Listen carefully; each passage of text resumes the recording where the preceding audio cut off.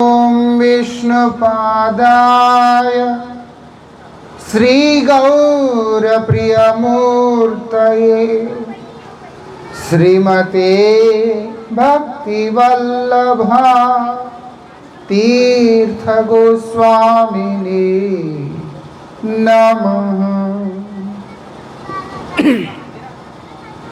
पतित पावन परम करुणामय परमाराध्यतम श्रील गुरुदेव नित्य लीला प्रविष्टो विष्णुपाद परमहंस परिव्राजकाचार्य अष्टोत्तर शतश्री श्रीमद श्रील भक्ति वल्लभ तीर्थ गोस्वामी महाराज जी के अभय चरण में असंख्य कोटि साष्टांग दंडवत प्रणाम करते हुए उनकी अहेतु की कृपा प्रार्थना करता हूँ। परमाराध्य शिक्षा गुरु नित्य लीला प्रविष्टोम विष्णुपाद श्री श्रीमद् भक्ति विज्ञान भारती गोस्वामी महाराज जी एवं श्रील भक्ति निकेतन तुर्याश्रमी गोस्वामी महाराज जी के अभय चरण में असंख्य कोटि साष्टांग दंडवत प्रणाम करते हुए उनकी अहेतु की कृपा प्रार्थना करता हूँ।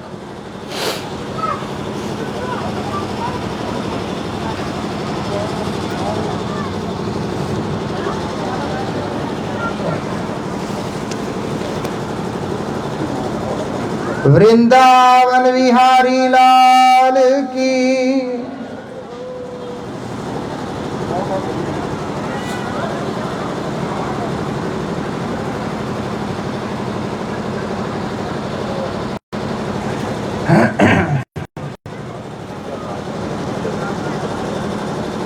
अभी हम लोगों ने पूज्यपाद भारती महाराज जी के मुख से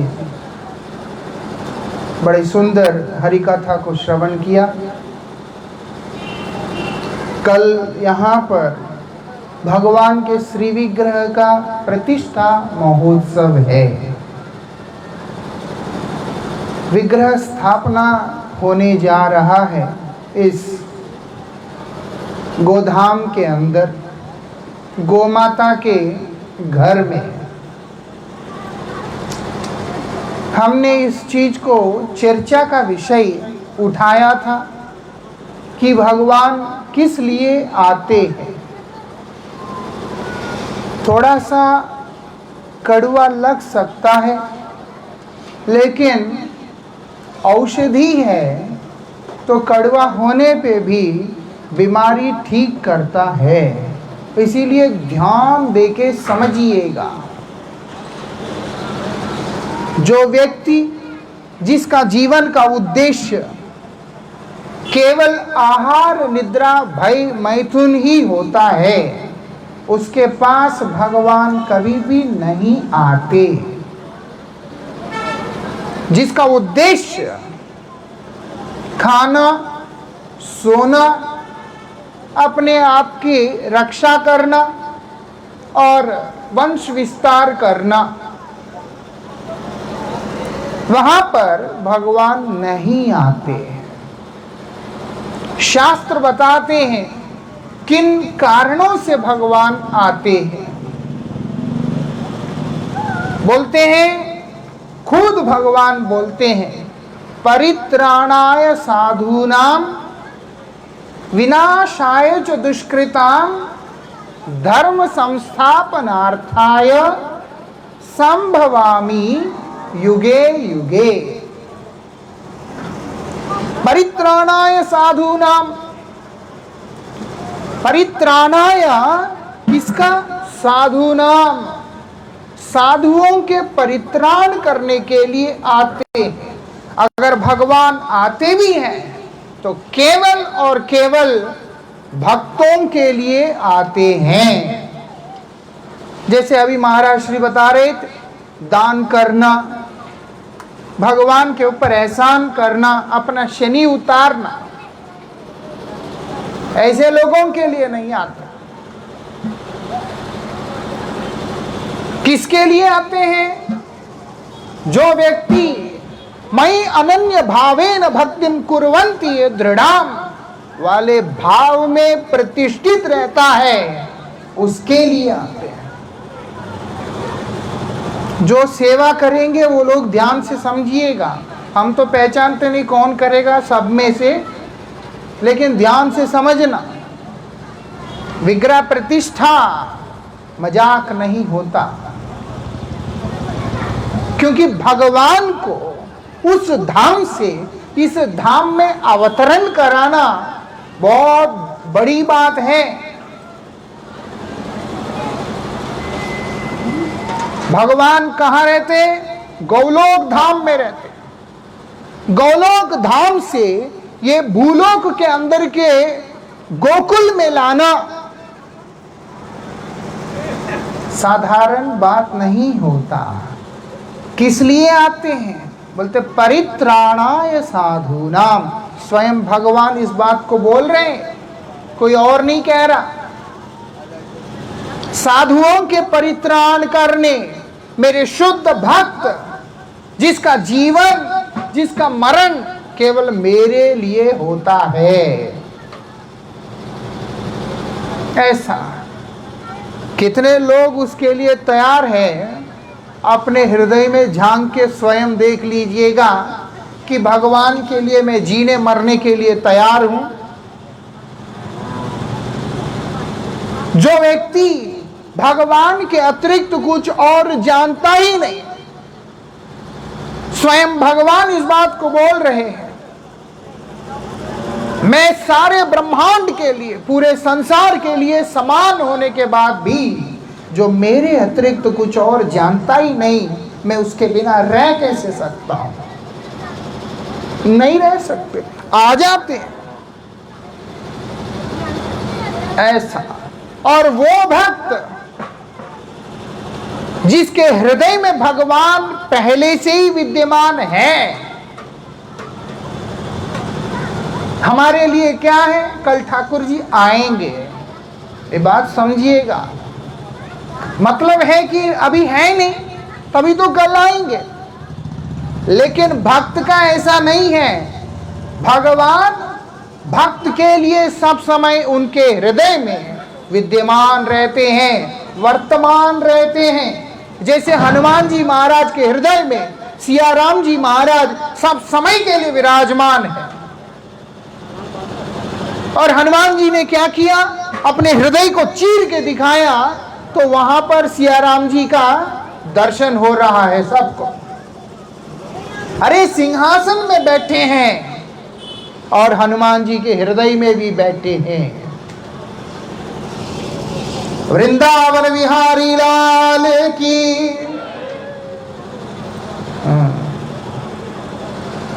ये बात समझना होगा। एक ही समय में दो जगह है, सिंहासन में भी है और यहाँ पे भी है, हनुमान जी के हृदय में। भक्त के हृदय में निवास करने वाला भगवान जब भक्त का इच्छा होता है तो उसकी इच्छा की पूर्ति करने के लिए विग्रह के रूप में आ जाते हैं। वही प्रतिष्ठा है, ये समझ लीजिएगा। इसलिए बोला परित्राणाय साधूनाम। कौन सा साधु? मैं अनन्य भावेना, उसको ना दिन ना रात, ना आगे ना पीछे कुछ भी दिखता नहीं, उसको केवल और केवल भगवान दिखते हैं। भगवान के लिए कुछ भी करने को वो पीछे नहीं हटता। ऐसे भक्त के लिए भगवान भी पीछे हटे बिना उसके निमंत्रण पे दौड़ के चले आते हैं। ये कौन कहता है? खुद भगवान कहते हैं। ऐसा भक्ति है कितने में भैया? ऐसा भक्ति हाथ उठा सकते हैं?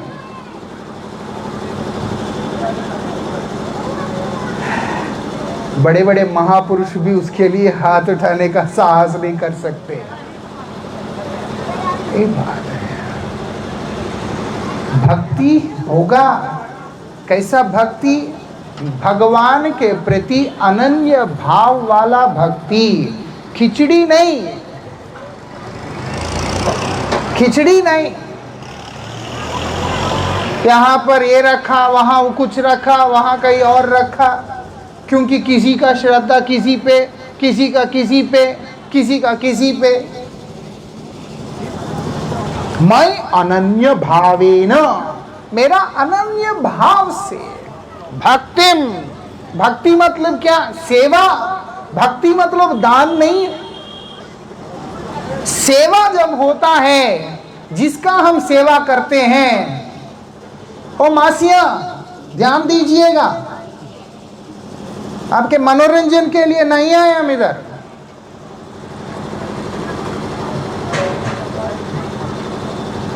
ध्यान से सुनिएगा, बात मत कीजिए, जरूरी बात है ये।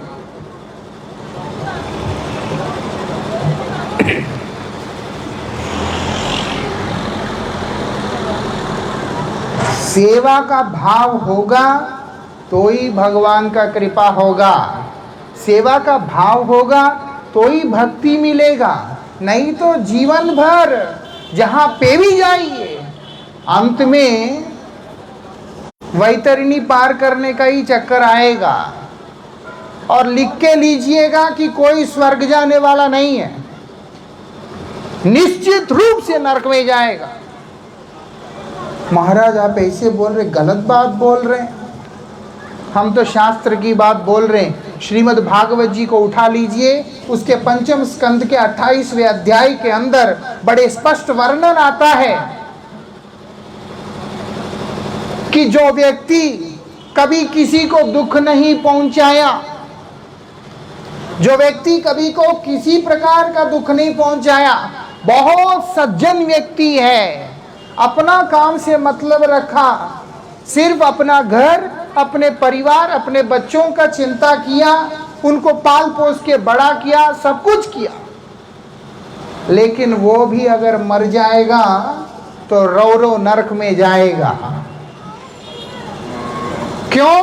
बोलते जगतेर पिता कृष्ण, जेना भजे बाप पितृद्रोही पातकी। तुमको इस शरीर को जन्म देने वाला माता पिता दिखते हैं, लेकिन ये शरीर के अंदर रहने वाला अजन्मा अविनाशी आत्मा का जो पिता भगवान, वो तो दिख नहीं रहा। उस पिता के साथ द्रोह करने के कारण कहां जाना पड़ेगा? बोलते नरक में जाना पड़ेगा, रौरव नामक नरक में जाना पड़ेगा। इसलिए स्वर्ग कोई जाएगा नहीं, ये सिर्फ अपनी कल्पना ही है।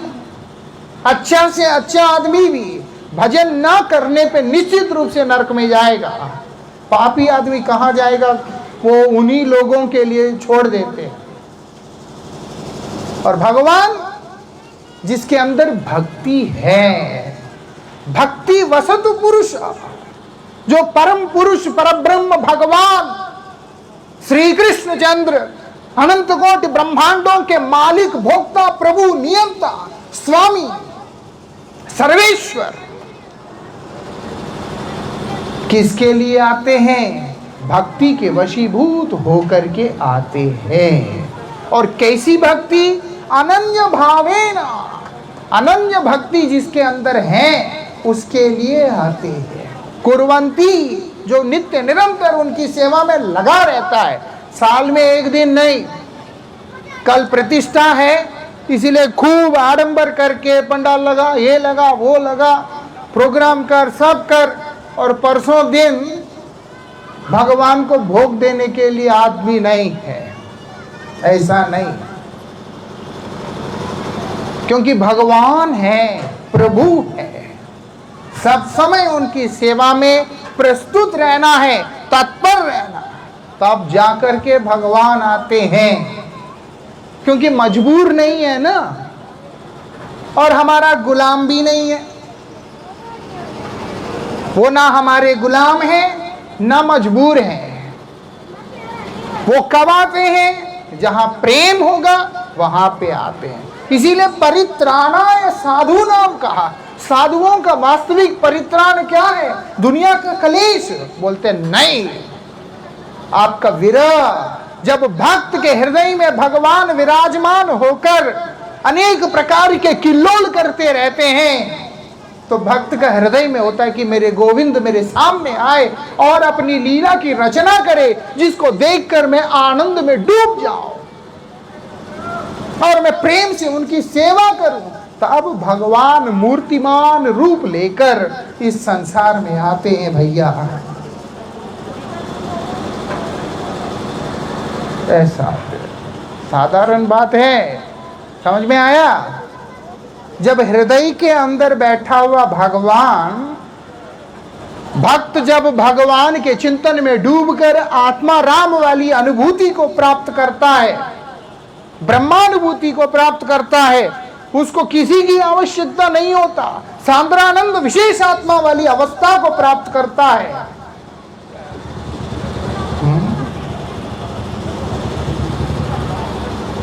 ये बात है, समझ नहीं आ रहा ना? क्या करें, मुझे इससे हल्का बोलना आता नहीं है। बात यह है, जहाँ प्रेम होगा वहाँ पे भगवान आते हैं। अब मैं आपको ये सब छोड़ दो, मैं आपको एक बात बताता हूँ। श्री कृष्ण हस्तिनापुर पहुँचते, हस्तिनापुर पहुंचते हैं कृष्ण। अब होता क्या है, वहां पर श्री कृष्ण आए हैं तो दुर्योधन दुशासन के महल को सुंदर सा सजाकर उनके लिए व्यवस्था करता है। मतलब श्री कृष्ण के रहने के लिए सारी तैयारियां वो वहां पे कर देता है। क्यों? कृष्ण आए, क्या बन के आए? पांडवों की तरफ से दूत बनकर, शांति दूत बनकर वहां पे आए। इसलिए श्री कृष्ण को प्रसन्न करने के लिए वो लोग बड़ी सुंदर व्यवस्था उनके लिए वहां पे कर देते। अब प्रस्ताव में बात बनता नहीं। अब श्री कृष्ण वहां से जब निकलते,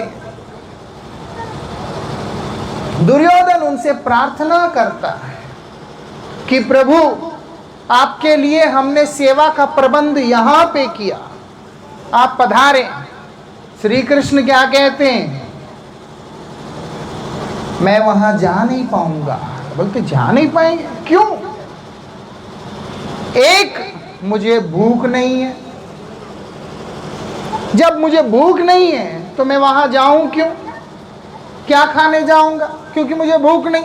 क्योंकि भगवान पूर्ण काम है, भगवान को भूख नहीं लगता, भगवान को प्यास नहीं लगता, भगवान को नींद नहीं आता, भगवान इन सब चीजों से परे है।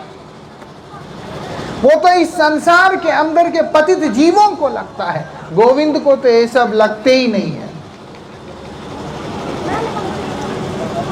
इसीलिए हम भोग लगाए ना लगाए उनको फर्क नहीं पड़ता, वो हमारे अपने मंगल के लिए करना पड़ता है। अभी वो बोलते मुझे तो भूख नहीं है, और दूसरा तुम्हें मुझसे प्रेम भी नहीं है। अगर तुम मुझसे प्रेम करते तो मेरे आने का उद्देश्य को जानकर मेरे मन के अभीष्ट को तुम सिद्ध करते। तुमको पता होना चाहिए मैं किस लिए यहाँ आया, और वो काम को पूरा हो ऐसी व्यवस्था करनी चाहिए। तुमने वो तो किया नहीं। ना तुमको मुझसे प्रेम है ना मुझे भूख है, इसलिए मैं वहां पर नहीं जा सकता। निमंत्रण करने के बाद भी भगवान ने उस प्रस्ताव को स्वीकार नहीं किया है। क्यों? क्योंकि वो किसी के गुलाम नहीं है। और जा कहाँ रहे हैं? विदुर जी के घर। कहाँ गए? विदुर जी के घर। और अर्जुन को भगवान ने बात बोल दिया, मुझे अगर प्रेम करने वाला व्यक्ति अपने योग्यता के अनुसार, अपने सामर्थ्य के अनुसार, पत्रम पुष्पम फलम तोयम, एक फल ही दे देता है एक फूल दे देता है, एक पतई दे देता है, और अथवा कुछ नहीं है तो थोड़ा जल ही दे देता है, मैं उसी से प्रसन्न हो जाता हूं। ऐसा क्या बोल रहे हैं उधर, और आचरण क्या करके दिखा रहे, फल भी नहीं। आज वहां बोल रहे हैं फल, लेकिन जब ग्राउंड पे खड़े हैं, प्रैक्टिकल जगह पे खड़े, तो फल का भी बात नहीं है। वहां पर विदुरानी के घर पहुंचे, विदुर घर में है नहीं, विदुरानी बैठी हुई है, स्तब्ध हो गई देखकर कि गोविंद आज मेरे पे कृपा करने के लिए आए। क्या खिलाए, बोलते कि मुझे भूख लगा, कुछ खाने को दे दो। अरे 2 मिनट पहले तो आपने कहा कि मुझे भूख ही नहीं है, अभी आप कह रहे हैं कि भूख लगा। बोलते हाँ खाने को दो मुझे। कच्चे पक्के केले का गुच्छा एक वहां लटक रहा था। ये कहानी कितने लोग जानते हैं, हाथ उठाइएगा दया करके। कितने लोग जानते हैं विदुरानी की कहानी? देखा, हमारे संस्कृति की बात, हमारे धर्म की बात 2-4 लोगों को पता है। कितनी बड़ी बात है ये। विदुरानी के घर में कुछ भी नहीं है, सिर्फ कच्चे पक्के केलों का गुच्छा वहां पर लटका हुआ था। उन गुच्छे में से केला छीलकर केला नीचे फेंक देती है और छिलका उठाकर गोविंद के मुख में दे रही है। छिलका उठाकर गोविंद के मुख में दे रही है। गोविंद ने कहा कि आप मुझे छिलका मत खिलाइए, तो छिलका है। छिलका कौन खाता है ना, बड़े प्रेम से श्री कृष्ण उस छिलका को खा रहे हैं। ऐसे दयालु ठाकुर हैं जो आने वाले हैं, ये बात समझ जाना। कौन खाता है जी छिलका? लेकिन एक भक्त प्रेम से, उसके पास फल भी नहीं है, जो फल था वो भी भावावेश में, उस प्रेम के आवेश में नीचे फेंक कर उसका छिलका गोविंद के मुख में देता है। उसको भी बड़े प्रेम से, भाव से गोविंद उसको ग्रहण कर रहे हैं। क्यों? परित्राणाय साधूनाम, ऐसे शुद्ध भक्तों के, उनके हृदय की पीड़ा को हरण करने के। भगवान के बिना भक्तों के हृदय में जो तड़पन होता है, जिस प्रकार से एक प्रेमी को अपने प्रेमिका के विरह में वेदना होता है, यही समझ में आता है सिनेमा देख देख के। इसीलिए ये उदाहरण दे रहा हूं, है ना। दूर गया हुआ पति के लिए तड़पता हुआ जैसे पत्नी है, और पत्नी के लिए तड़पता हुआ पति है, या बच्चों के लिए तड़पते हुए माता पिता है। ऐसे वो जो तड़पन होता है, उस तड़पन के बाद तीव्र मिलन की आकांक्षा, उस आशा से हृदय जो जल रहा है, उस जलन को निवारण जिस प्रकार से होता है, ऐसे ही भगवान को हृदय में रख के भगवान के साथ में आनंद विहार करते हुए भक्त अपने हृदय के अंदर तरह तरह की अनुभूतियों को प्राप्त करता है। वही भक्त के हृदय में जब ये वेदना उठता है, मेरे गोविंद मेरे सामने हो और मैं उनका सेवा करूं, तो उनकी सेवा को स्वीकार करने के लिए भगवान का प्रादुर्भाव होता है। ऐसी वैसी बात नहीं है। और जब होता है, वो छिलका भी खाने के लिए पीछे नहीं हटते हैं। वो दे रही है, कृष्ण खा रहे हैं। अब विदुर जी आ गए थोड़ी देर में। विदुर जी थोड़ी देर में वहां पहुंचकर विदुरानी को देख के कहते कि क्या कर रही है? कि द्वारिकाधीश है, भगवान है, अनंत ब्रह्मांडों के मालिक है, आज हमारे घर में आए, कुटिया में आए, तुम उनकी ऐसी अपमान कर रही है, छिलका खिला रही है। माता को तो होश भी नहीं है, माता को होश भी नहीं है, क्या करें। विदुर जी उठकर वो छिलके को नीचे फेंक कर केला उनको खिलाने लगे। भगवान क्या बोलते हैं, हे विदुर, ना मैं केला खाता हूँ ना मैं छिलका खाता हूँ, फिर क्या खाते हैं नाथ? मेरे भक्त की भाव को ग्रहण करता हूँ। भाव नहीं है तो कितना भी आडंबर करो, भगवान कृपा नहीं करते हैं। भाव है, कितना भी सादगी आपके अंदर हो, भगवान उसी को अपना लेते हैं, क्योंकि वो भगवान की विशेषता है कि भगवान भोग नहीं चाहते, भक्त के हृदय की प्रेम को चाहते हैं। इसीलिए भक्त जब भगवान को पुकारता है कि हे नाथ आप पधारे, तो भगवान को आना ही पड़ता है। आपको मैं एक और बात बताता हूँ, ये सब थोड़ा कठिन है। एक राक्षस हुआ था, हिरण्यकशिपु, नाम सुना? कितने लोग सुना भैया हिरण्यकशिपु का नाम? बहुत बड़ी कृपा है। इधर कितने लोग सुना? अच्छा, बहुत सुंदर, धन्यवाद। हिरण्यकशिपु एक राक्षस हुआ,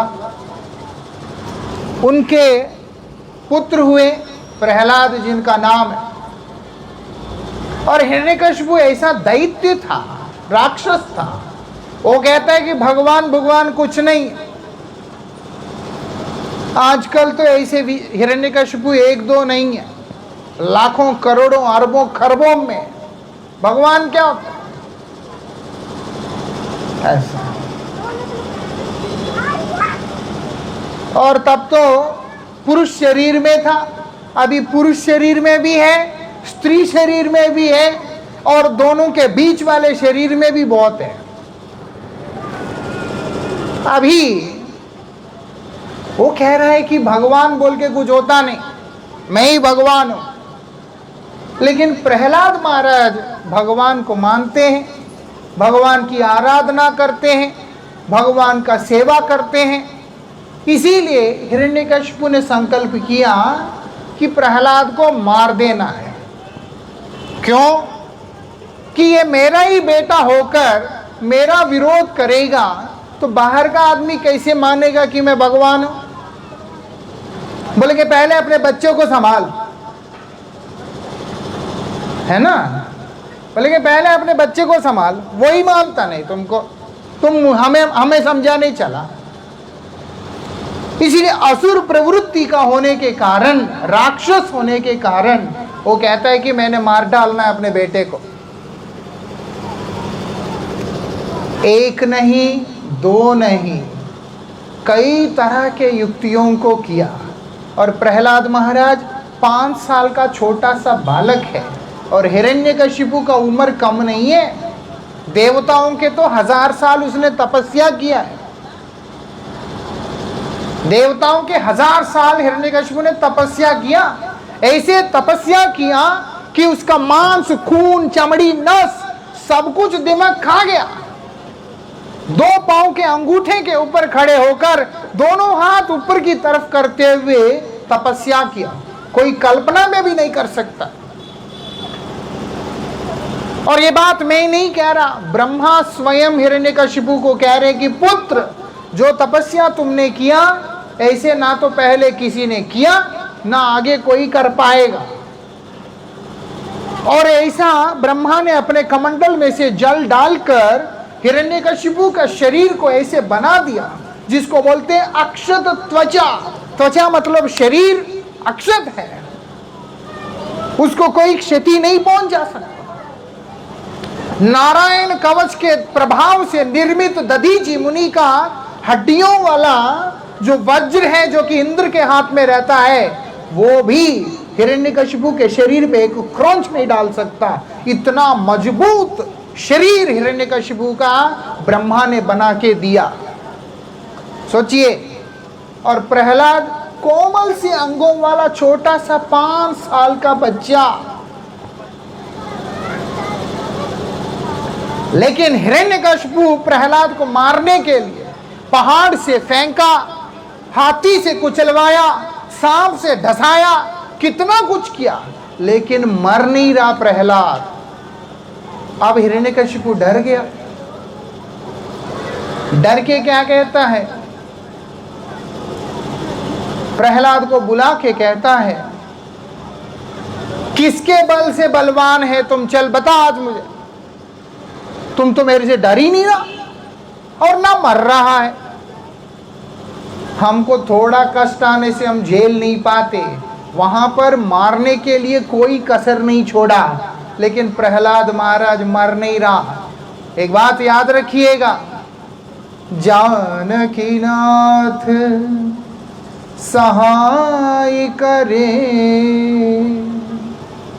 कौन बिगाड़ करे नर तेरो जानकी नाथ। भगवान जब रक्षा करने के लिए खड़ा होता है तो कौन क्या बिगाड़ सकता है, कोई किसी का कुछ नहीं बिगाड़ सकता।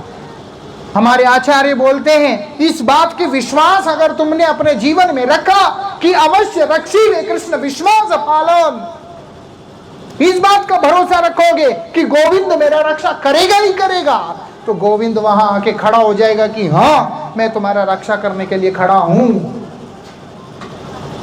क्यों? क्योंकि भक्त के बिना भगवान रह नहीं पाते, ये उनका प्रेम है। अभी क्या होता है, प्रहलाद महाराज को बुला के पूछ लिया, चल बता किसके बल से तुम बलवान है। वो बोलते हैं, जिसके बल से आप बलवान होकर के इतना कुछ कर रहे हो, उन्हीं के बल से मैं भी बलवान हूं। बोलते हैं, हाँ कहाँ है वो, कहाँ है भगवान तुम्हारा? क्योंकि हिरण्यकशिपु को दिखते नहीं है। क्यों नहीं दिखते? जिसके अंदर कनक कामिनी प्रतिष्ठा का गंध है, जिसको पैसा ही चाहिए, भगवान को प्रणाम कम करेगा, सेवा पात्र की तरफ ज्यादा देखेगा। और जिसके अंदर स्त्री होने से पुरुष के प्रति, पुरुष होने से स्त्री के प्रति जो आसक्ति है, और उसके बाद प्रतिष्ठा, मैंने मंदिर बनाया जी, मैंने गौशाला बनाया, मैंने ये किया, मैंने रोड बनाया, मैंने दुकान बनाया, मैंने वो किया, मैंने मकान बनाया, ऐसी जगह भगवान नहीं आते। मैं अभी हैदराबाद गया, वहाँ एक आदमी आया और कहता है, वो आके बोलते हैं हम मंदिर का प्रेसिडेंट है। मुझे बड़ा हंसी आया। मैं उनसे बोला, प्रेसिडेंट तो भगवान होते हैं भैया। वो बेचारा थोड़ा सा शर्मिंदा हो गया। जो बात यह है कि मंदिर का, अनंत ब्रह्मांडों का जो प्रेसिडेंट है, प्रेसिडेंट तो एक तुच्छ नाम है, वो तो भोक्ता, प्रभु, नियंता, सर्वेश्वर, सर्वशक्तिमान, सब कुछ, माता पिता धाता, सारा कुछ भगवान ही होते हैं। लेकिन जिसके अंदर ये समझ नहीं, गंदगी है कनक कामिनी प्रतिष्ठा का, वहां भगवान ना दिखते हैं ना आते हैं। क्योंकि आंखों के आगे गंदगी का परत जम गया है, मन के आगे मैल जम गया। इसीलिए हम महाराज जी से सुना, चेतो दर्पणम मार्जनम, अपना चित्त रूपी दर्पण को मार्जन करो, साफ करो। कैसे करना है? परम विजयते श्री कृष्ण संकीर्तनम, भगवान का दिव्य नाम बार बार बार बार उच्चारण करते हुए अपने हृदय को मार्जित करना है, साफ करना है, तब जाके भगवान दिखते हैं। आज हिरण्यकशिपु को दिख नहीं रहा। हिरण्यकशिपु ने पूछ लिया तो प्रहलाद महाराज बोलते सब जगह तो है। बोलते सब जगह है, ये खंबे में है। जो बात मैं कहना चाहता हूं, हम यहां कल विग्रह प्रतिष्ठा कर रहे हैं। प्रहलाद महाराज ने कौन सा विग्रह का प्रतिष्ठा किया था? वहां पर कौन सा विग्रह का प्रतिष्ठा किया था? उस हिरण्यकशिपु के सामने। जब हिरण्यकशिपु ने पूछा कि भगवान इस खंबे में है, प्रहलाद महाराज ने बिना कुछ सोचे एक ही बार में बोला कि है। सोचा नहीं है, सीधा बोल दिया कि है। नारद जी कहते हैं कि युधिष्ठिर, प्रहलाद महाराज के वो जो शब्द है, उस शब्द को सच करने के लिए भगवान को उस खंबे के बीच में से आना पड़ गया। समझ में आया? वृंदावन विहारी लाल की। प्रहलाद महाराज ने कहा कि इस खंबे में भगवान है, तो उनकी उस बात को सच करने के लिए, हाँ है, भगवान को उस खंबे को तोड़कर उसके बीच में से आना पड़ा। यही विशेषता है। सत्यम विधातुम निजभृत्य भाषितम। अगर आप भगवान के भक्त हैं तो भगवान आपको दिखेंगे, भगवान आपका साथ रहेंगे, भगवान आपकी सेवा को स्वीकार करेंगे, भगवान आपकी सदा सर्वदा रक्षा करते हुए, अपनी कृपा को आपके ऊपर विस्तार करते हुए आपका परम मंगल करेंगे। यही भगवान की विशेषता है।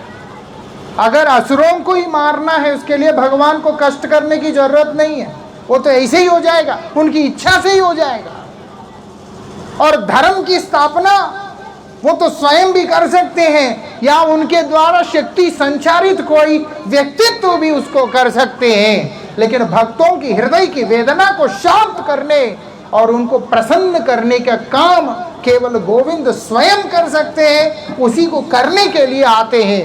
कब आते हैं? सत्यम विशुद्धम वसुदेव शब्दितम। जिसका हृदय विशुद्ध है, जिसके हृदय के अंदर गंदगी नहीं है।